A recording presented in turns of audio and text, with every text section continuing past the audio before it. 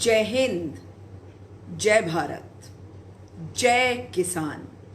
साथियों, आज आपको पता होगा कि किस प्रकार से आज राज्यसभा में किसान विरोधी बिलों को पास किया गया। कितना बड़ा धोखा भारत के किसान को, भारत के नौजवान को, भारत के जन जन को दिया गया। पूंजीपतियों को पूजने वाली ये सरकार, इनको ये पता होना चाहिए कि इनके पाप का घड़ा अब भर चुका है। इनके अपने साथी इनका साथ छोड़ रहे हैं। ये झूठ का पर्याय है, ये पाप का पर्याय है। अन्याय तो बहुत पीछे छूट चुका, अन्याय तो ये करते रहते हैं। ये सरकार किस प्रकार की सरकार है? क्या आप इसको एक लोकतांत्रिक सरकार कहेंगे? मैं कहती हूं कि ये बाहुबली भाजपा सरकार है और ये बाहुबल से किसान की आजीविका छीनने की कोशिश करने में लगी है, किसान की आजीविका की बलि चढ़ाने में लगी है और कानून बनाकर ये कर रही है। और कानून जिस प्रकार से बनाया गया वो देखने लायक था। आज लोकतंत्र की हत्या मोदी सरकार ने करी है। मोदी सरकार जब हत्या करती है लोकतंत्र की, तो एक एक व्यक्ति की, एक एक पुरुष की, एक एक महिला की, एक एक नौजवान की, आने वाली पीढ़ियों की ये हत्या करती है। लोकतंत्र का मतलब होता है कि सब कुछ पारदर्शिता के साथ किया जाए। मगर आज आपने देख लिया ये कितनी भ्रष्ट सरकार है।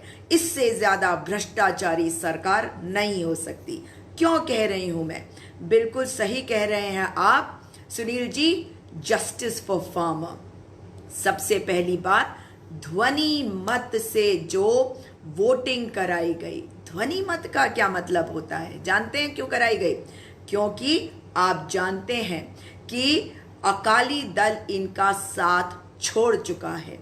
अकाली दल इनकी सहयोगी पार्टी है और हरसिमरत कौर बादल जो इस सरकार में केंद्रीय मंत्री थी, उन्होंने इस्तीफा दे दिया है, ये कहते हुए कि ये सरकार भ्रमित कर रही है किसानों को, बेवकूफ बना रही है किसानों को।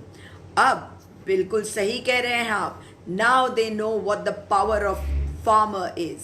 बिल्कुल सही। अब इन्हें पता चलेगा कि किसान की ताकत होती क्या है। जानते हैं, किसान वो होता है जो बोता भी है और जो काटता भी है।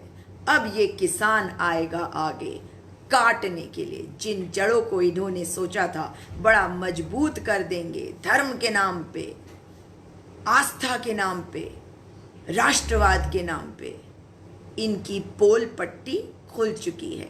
केवल वो जो 2-2 रुपए के कमेंट करके पैसा इकट्ठा करते हैं, उनसे भारत नहीं बनता।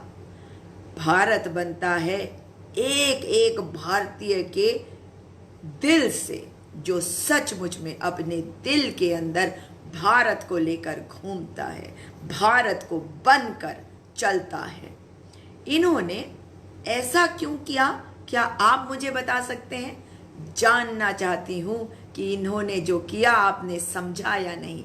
वहां इतना जो बवाल हुआ था, ये कहा जा रहा था कि ध्वनि मत से नहीं, डिवीजन ऑफ वोट्स होना चाहिए। डिवीजन ऑफ वोट्स का मतलब है कि सब कुछ एक मॉनिटर पे आ जाता कि किसने किसान विरोधी बिल में वोट किस पक्ष के लिए किया, किसानों के पक्ष में किया या किसानों के विरोध में किया। जो वोट डालता किसान बिल के फेवर में, वो किसान विरोधी हो जाता। होता या नहीं होता? क्योंकि किसान सड़कों पे है, वो मांग कर रहा है कि इन बिल्स को, अब तो कानून बना दिए गए मगर कोई चुप नहीं रहने वाला, इन बिल्स को वापस लेने की मांग करता रहा। अब हम इस कानून को वापस लेने की मांग करेंगे। अब आप ये देखिए कि ये किया क्यों गया, इस चीज को समझिए। भारतीय जनता पार्टी के जो सहयोगी है उनसे बनता है एनडीए। और एनडीए के कई घटक दल, कई सहयोगी जो हैं, वे इसमें इन बिल्स के फेवर में वोट डालते हुए नहीं दिखना चाहते थे। जैसे जनता दल यूनाइटेड। जनता दल यूनाइटेड अवश्य भारतीय जनता पार्टी का समर्थक है, अवश्य सरकार में वो उनके साथ बैठा है, मगर क्या जेडीयू चाहता कि बिहार का जो किसान है वो देखे कि वे वोट कर रहे हैं उनके विरुद्ध? इसी वजह से उस लिस्ट पे, उस मॉनिटर पे ना आए किसने कितने वोट डाले, किसको डाले, ये सारी चीजें आ जाती कि किसने इस बिल के पक्ष में, इन दोनों बिल्स के पक्ष में डाला, किसने विरोध में डाला। और इससे साफ हो जाता कि कौन सी पार्टी किस तरफ है, कौन किसान के विरोध में खड़ी है, कौन भारतीय जनता पार्टी के साथ खड़े होकर किसान का विरोध कर रही है। इसी वजह से ये जो ध्वनि मत से वोट डलवाया गया, जिसका आपने पुरजोर विरोध देखा होगा, हो सकता है आप समझ भी ना पाए हो, मगर कारण ये था कि अगर ऐसा होगा, अगर मॉनिटर पे आ जाएगा तो पोल पट्टी खुल जाएगी हर पार्टी की, और किसान विरोधी अगर कोई भी नजर आया तो किसानों का वोट उन्हें नहीं मिलेगा। अब समय आ गया है भारत की जनता को समझने के लिए कि ये किसान विरोधी ही नहीं, ये पूंजीपतियों की सरकार है, ये सूट बूट और लूट की सरकार है। अब आप लोगों को खड़े होना पड़ेगा, अपने किसानों की आवाज में आवाज मिलानी पड़ेगी और अपने किसानों के लिए आवाज उठानी पड़ेगी, क्योंकि जो किया जा रहा है आज देश में, बिना संवाद के, बिना कोई समझौते के, बिना डिस्कशन के, बिना तर्क के आप 2 बिल पास कर देते हैं। आप मखौल उड़ाते हैं लोकतंत्र का, संसदीय लोकतंत्र का मजाक उड़ाया है आपने। अन्नदाता के पेट पर लात ही नहीं मारी, अन्नदाता को आपने नकारा है, अन्नदाता को गरीबी की तरफ धकेला है, और आपने ये किया है ताकि आप अपने पूंजीपति मित्र अडानी, अंबानी वगैरह को और अमीर बना सके और एक नया अध्याय कायम कर सके, जिसमें वो अंग्रेज जो थे वो चले गए। मैं कहती हूँ ना, कई बार कह चुकी हूँ इन भूरे अंग्रेजों के बारे में, ये भूरे अंग्रेज, ये जन विरोधी, देश विरोधी, ये देश हित में नहीं सोच सकते, क्योंकि देश जो है वो कैसे चलता है, वो देश जो कृषि प्रधान देश है वो कृषि से चलता है। कृषि विधेयक बहुत ही, जो भी आज किसान के साथ नहीं खड़ा है, याद रखिएगा कि इतिहास आपको माफ नहीं करेगा। आज आप एक दल के साथ खड़े हैं, आप एक देश के साथ नहीं खड़े हैं। अब ये समझ लीजिए कि अगर बिना चर्चा के, बिना वोटों के डिवीजन के इसे ध्वनि मत से पारित किया गया, तो इसका मतलब है कि तानाशाही करी गई। इसका मतलब है अघोषित आपातकाल देश में है, लागू है, दिख नहीं रहा, क्योंकि ये कहना नहीं चाहते कि आपातकाल है, मगर आपातकाल है।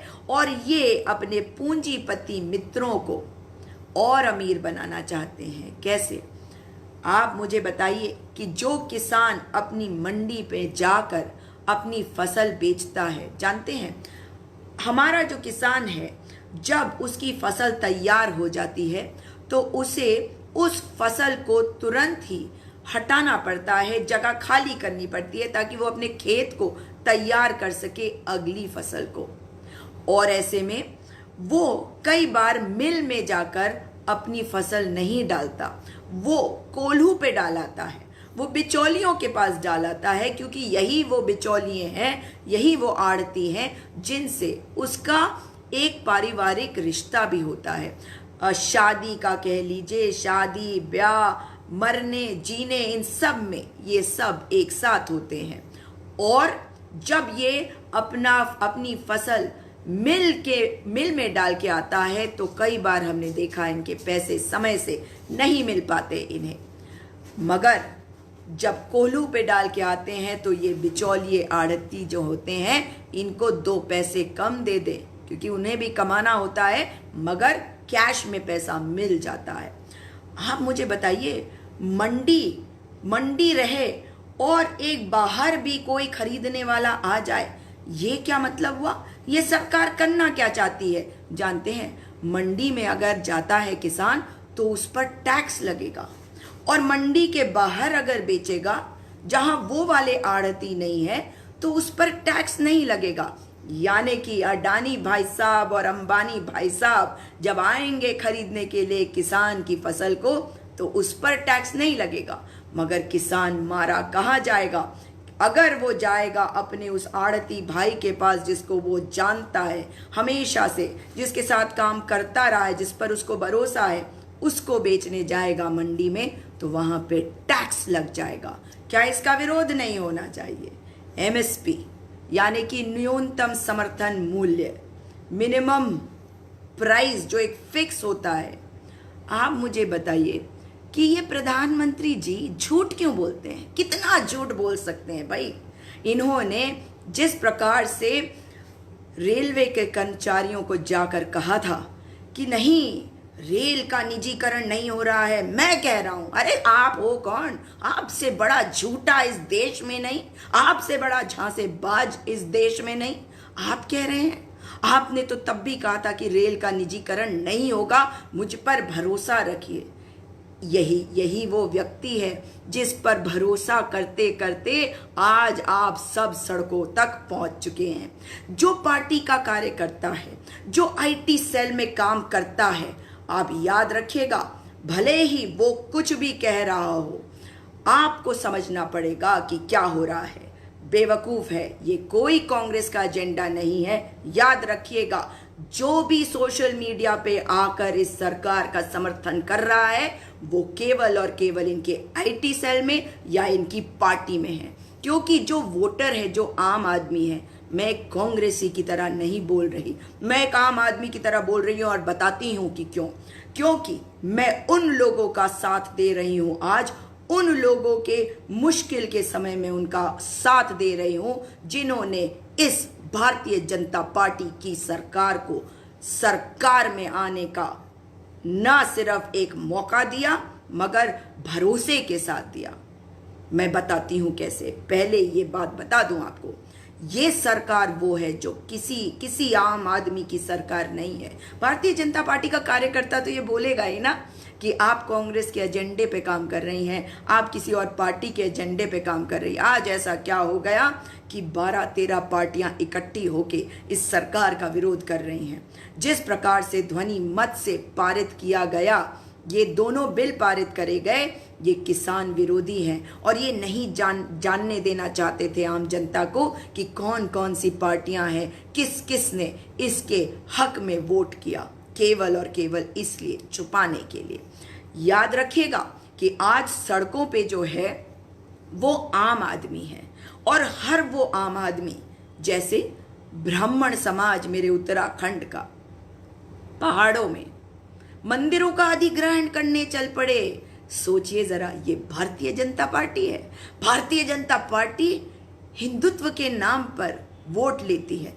2 बातों को बताऊंगी आपको। मैं देवभूमि उत्तराखंड से आती हूं और देवों की इस धरती पर जो ब्राह्मण समाज आज तक 51 मंदिरों की देखभाल करता रहा, पीढ़ी दर पीढ़ी से देखभाल करता रहा, जो भारतीय जनता पार्टी को वोट देता रहा 2014-2019 में, उस ब्राह्मण समाज के साथ इन्होंने धोखेबाजी कर दी, उनके मंदिरों का अधिग्रहण किया।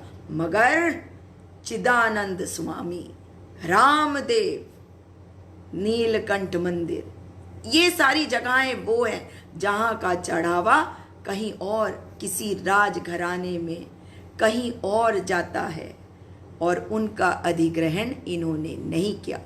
तो भरोसा तोड़ डाला इन्होंने। अब मैं आपको बताती हूं कि जो 4 धाम के जो तीर्थ पुरोहित और हक हकूकदारी का जो समाज है, इनकी एक समिति है, उनके जो अध्यक्ष हैं कृष्णकांत कोठियाल जी, वो भारतीय जनता पार्टी के प्रदेश लेवल पर पोजीशन में उनको पोस्ट भी मिली हुई थी एक समय पर।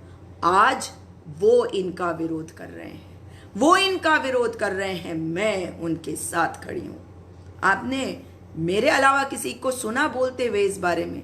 अब हल्का फुल्का आपने सुना होगा विपक्षियों को बोलते हुए, लेकिन जब मैंने इस मुद्दे को उठाया था तब तक मेरे ये जो ब्राह्मण समाज के भाई बहन हैं, ये अकेले बैठकर अपने दम पर, क्योंकि इनका दम आप नहीं जानते क्या है, ये अपने दम पर विरोध कर रहे थे भारतीय जनता पार्टी की सरकार का, और मैं उनके साथ खड़ी हूं। अगर मैं कांग्रेसी हूं तो क्या ये भूल जाऊं कि मेरा धर्म क्या है?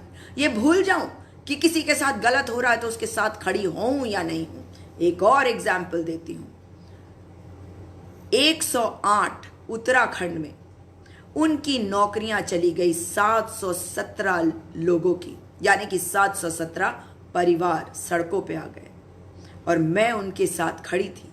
जबकि उनके यहां पोस्टर लगा हुआ था, जानते हैं किसका? उस संघ का, लेबर यूनियन का, जिसका संबंध भारतीय जनता पार्टी के साथ था। पर मुझे पता था कि मुझे उनका साथ देना है, क्योंकि उनकी आवाज को उठाना मेरा धर्म ही नहीं, मेरा कर्तव्य भी था। और मैंने ये किया इसलिए नहीं कि मैं किसी पार्टी से संबद्ध थी। उस समय तो मैं किसी पार्टी से, मेरा कोई रिश्ता भी नहीं था। मैंने उनका साथ दिया। जब आयुष के छात्रों के साथ नाइंसाफी हुई और जब मुझे उसके बारे में पता चला, तब भी मैं उनके साथ खड़ी हुई। जब भी कोई मुद्दा आया तो मैं उनके साथ खड़ी हुई। जब छात्रों ने कहा कोरोना काल में कि मैम हमारे एग्जाम कराए जा रहे हैं, हमें अगर कोरोना हो गया तो क्या होगा, तब मैं उनके साथ खड़ी हुई। इसलिए नहीं कि मैं किसी दल से संबद्ध हूं, मगर इसलिए भी क्योंकि मैं एक ऐसे दल से संबद्ध हूं जो जानता है लोगों की पीड़ा क्या होती है, और लोगों की पीड़ा जब होती है तो उनके साथ खड़े होना हमारा धर्म होता है, कर्तव्य होता है। राजनीति के लिए नहीं, गलत को गलत और सही को सही कहने के लिए, देश को बेहतर बनाना, ये है एकमात्र मंशा मेरी। और आज जब किसानों का विरोध कर रही है ये सरकार, तो मैं हर उस व्यक्ति के साथ हूं जिनको प्रताड़ित कर रही है ये सरकार, जिनका उत्पीड़न कर रही है ये सरकार, जिनको गलत तरीके से दबाने की कोशिश कर रही है ये सरकार। आज किसानों के साथ जो हुआ, आप मुझे बताइए, बेशर्मी की हद देखो। अरे जा तू आता क्यों है पवार यहाँ पे? क्योंकि तुझे 2-2 रुपए इकट्ठे करने होते भिखारी। तू भिखारी है क्योंकि तू आईटी सेल से 2-2 रुपए इकट्ठे करता है। पर सुनना भी है तुझे, अगर किसान भाइयों के साथ गलत होता है और तू उनके लिए नहीं बोलता, तो याद रख, तेरी आने वाली पीढ़ियां तुझे कोसेंगी, तुझे श्रापेंगी। क्योंकि ये जो लोग हैं जिनको हम अन्नदाता कहते हैं, ये कृषि का कोई भी बिल आए तो क्या इनसे बातचीत नहीं करी जानी चाहिए? हैं?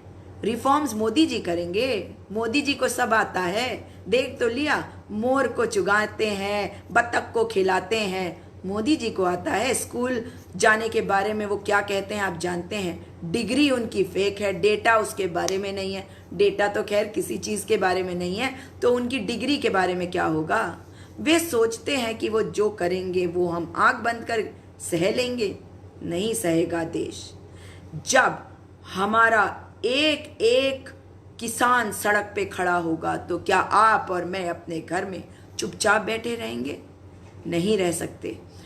जब जब किसान खड़ा हुआ, और याद रखिएगा ये भारत का किसान है, बहुत जागरूक है। राजनीति इनसे सीखी है मैंने बहुत सी, और ये राजनीति को जिस प्रकार जानते हैं मोदी जी स्वयं भी नहीं जानते होंगे।